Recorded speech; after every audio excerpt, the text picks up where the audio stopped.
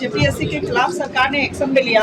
अब जो है जमाल अहमद मुख्यमंत्री को चिट्ठी लिख करके उन्हें निलंबित करने की बातें आपने मांग की है।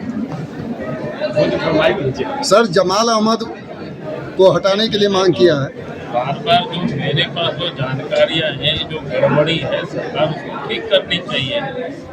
और फिर इस प्रकार की जो दागे लोगों को जो बैठाएंगे तो फिर वहाँ कैसे अच्छा काम हो सकता है। इसलिए ऐसे लोगों को तो हटाना चाहिए, ऐसे लोगों की गिरफ्तारी होनी चाहिए।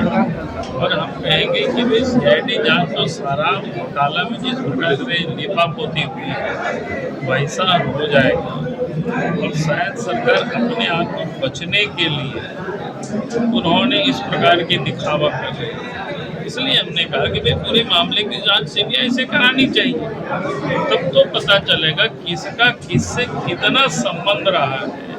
वो तुरंत हो जाएगी जिस दिन जांच होगा। आजकल तो टेक्नोलॉजी का जमाना है, कौन किससे कितना कहाँ बात किया, कहाँ कौन कितना मिला है, ये सब पता चल जाएगा। और तब लगेगा कि इसका जो मुख्य जो किंग पिन है वो कौन है और कहाँ है। ये सिर्फ छापा मार देने से, कुछ एक छोटे छोटे लोगों को गिरफ्तार कर देने से ये समस्या का समाधान नहीं होने वाला है। करप्शन नहीं समाप्त होने वाला है। जीपीएससी ठीक नहीं होने वाला है। जीपीएससी तभी ठीक होंगे जहाँ अच्छे लोग होंगे और वहाँ किसी भी प्रकार की सीएम हाउस का कोई इंटरफेरेंस नहीं हो। आज तो स्थिति क्या है कि सर्वत्र चर्चा है, उनके यहाँ कौन 13 साल से सिक्योरिटी में है, कोई अजय सिंह करके एएसआई है, वो पुलिस विभाग को भी चलाते हैं, वो जीपीएससी में भी वो दखल करते हैं।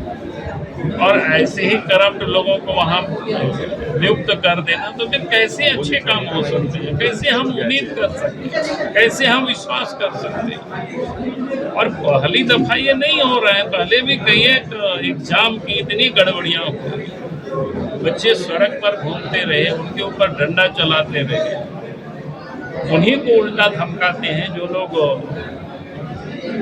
गड़बड़ियों को सामने लाने का काम करते हैं। तो ऐसा नहीं चलेगा। अगर ऐसा करेगी तो फिर सरकार को मुश्किल होगी। जमाल अहमद वाला सर, हाँ, जमाल का ही तो मैं बता रहा हूँ भाई, उनके ऊपर कितनी प्रॉपर्टी उन्होंने अर्जित किया है वो सारे भी जांच करनी चाहिए। एक साधारण पहले मामूली विद्यालय में शिक्षक हुआ करते थे, 2008 में जमाल प्रोफेसर बनते हैं, लेकिन उसकी भी मामला भी सीबीआई में जांच चल रहा है प्रोफेसर नियुक्ति की।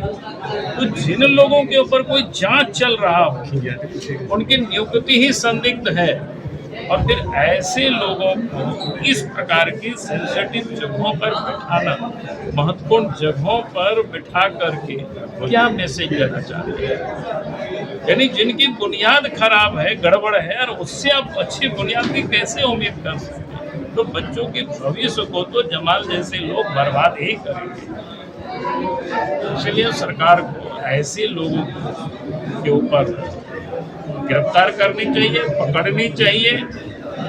इसलिए मैंने कहा कि सरकार से हम उम्मीद कैसे करेंगे सीआईडी वालों से, क्योंकि सरकार के मतहत काम करता है और सरकार ही ऐसे काम करवाती है। इसलिए हमने कहा कि भाई सीबीआई से जांच करें। सर, खिंग्याते भी इस्तीफा उसमें बताया, उनके सीआईडी की रेड हुई है। एल खियांगते तो काफी, हमने क्या कहा भाई, जांच तो उनके कौन सेक्रेटरी थे ना, विनय चौबे जी, उनकी भी गिरफ्तारी हुई।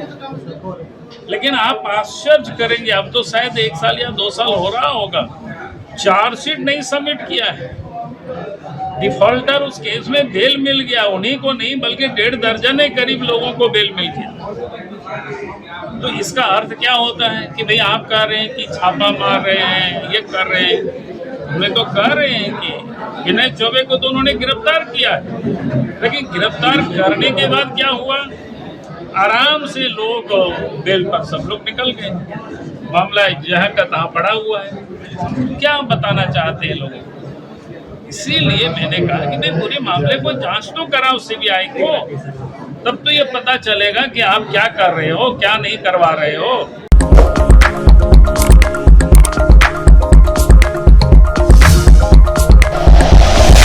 Like and share videos, subscribe करें हमारा चैनल और प्रेस करें बेल आइकॉन। News 11 भारत, सच है तो दिखेगा।